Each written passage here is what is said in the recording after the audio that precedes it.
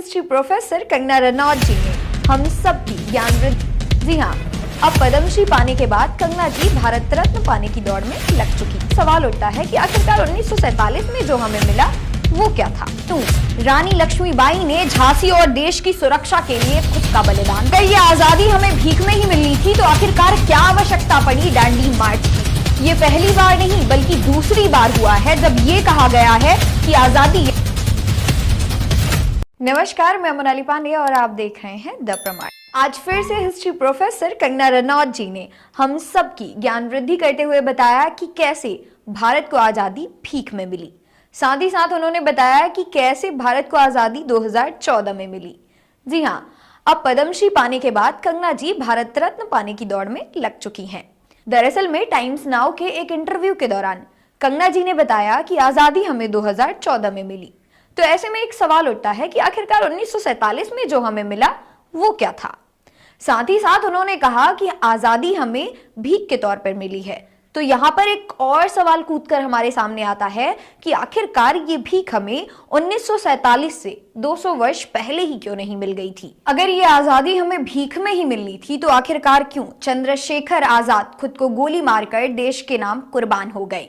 आखिरकार क्यों रानी लक्ष्मीबाई ने झांसी और देश की सुरक्षा के लिए खुद का बलिदान दे दिया।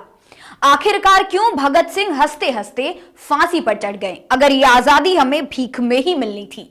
आखिरकार 30 वर्षों तक क्यों गांधी जी ने संघर्ष किया अगर ये आजादी हमें भीख में ही मिलनी थी। तो आखिरकार क्या आवश्यकता पड़ी दांडी मार्च की। आखिरकार क्या जरूरत पड़ी असहयोग आंदोलन की जिसमें देश के कई नागरिक एकजुट होकर सिर्फ आजादी की मांग करते रहे। आखिरकार क्या जरूरत पड़ी इतने संघर्ष की अगर ये आजादी खुद हम तक चलकर भीख में आनी ही थी। अरे ऐसे में तो हम सबको शर्म आनी चाहिए। आजादी हमें भीख में मिली ऐसा सोचते, कहते या फिर सुनते हुए। ये पहली बार नहीं बल्कि दूसरी बार हुआ है जब ये कहा गया है कि आजादी या तो हमें भीख में मिली है या तो हमें लीज में मिली है। टाइम्स नाउ के साथ दिए गए इस इंटरव्यू में कंगना जी को सुनने, समझने और देखने के बाद इतनी बात तो क्लियर हो गई है कि हर क्षेत्र में इनकी पकड़ है और हर क्षेत्र में इनको अथाह ज्ञान है। इसीलिए जब भी कोई मुद्दा आता है बीच में उसमें ये अचानक से टपक पड़ती हैं। जी हाँ, आप सबका क्या कहना है टाइम्स नाउ के इंटरव्यू के दौरान कंगना के द्वारा कही गई इन बातों पर? अपने विचार कमेंट बॉक्स में जरूर से जरूर लिखकर बताएं। और आपको क्या लगता है, क्या वाकई में आजादी हमें भीख में मिली है या फिर ये कई क्रांतिकारियों और वीरांगनाओं के बलिदान का परिणाम है? कमेंट बॉक्स में लिखकर हमें जरूर से जरूर बताएं।